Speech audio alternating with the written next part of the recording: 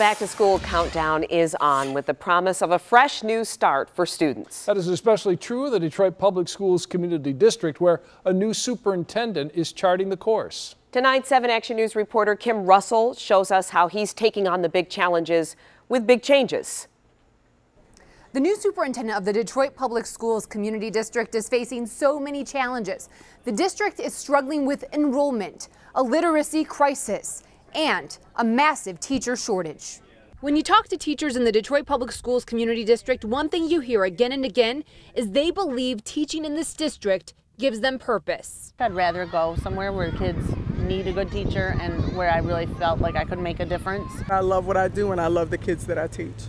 But as they prepare for the new school year, they say a lot needs to change. One parent's story shows one of the biggest problems. We followed Jeffrey Gistenar 2 years ago as he marched into school offices fighting to get his son an English teacher. He is worried it will happen again. So when your kid is missing out on 6 months or 4 months of education, I mean, when it's time to go to the next level, then you're wondering, will they be prepared for the next level? We're looking at about 425 vacancies across the district. That's right. With just weeks until the start of the school year, there are more than 400 teacher vacancies.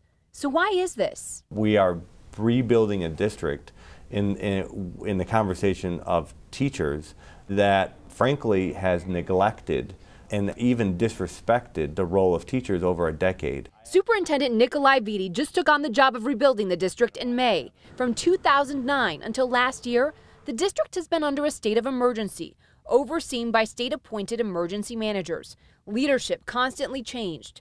The district has had 4 leaders in just the last 2 years. As a result, Vitti says the district is in disarray. You're just seeing a lack of systems. You're seeing a lack of processes. One example, despite the fact there were hundreds of vacancies and kids in classrooms without teachers, Vitti said the Human Resource Department did not have a working recruitment program. You can't just sit back and wait for teachers to apply to come work in Detroit Public Schools Community District. You have to go out there and recruit them. He has hired a new leader of HR in charge of changing that, increase teacher pay, and listen to teachers' concerns. Vitti says he wants parents to know this year their children will spend less time taking standardized tests. Too much of the curriculum is focused on testing, not actually working with children that are below grade level. Vitti is teaming up with the public libraries to bring more books into schools and asking for volunteers to help improve the literacy rate.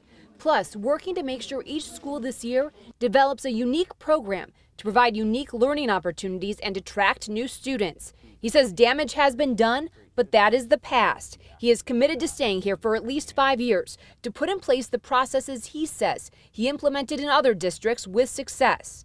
He has brought optimism. With Superintendent Vitti, you know, I have high hopes.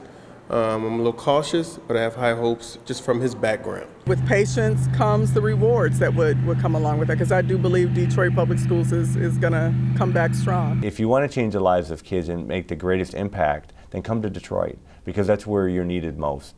If you're interested in becoming a teacher at Detroit Public Schools Community District, there will be a teacher fair on August 17th. Here at 7 Action News, we are committed to covering issues that impact your children's schools. We will be following what happens at the district and listening to your concerns. You can always reach out to me at fixmyschool@wxyz.com. Kim Russell, 7 Action News.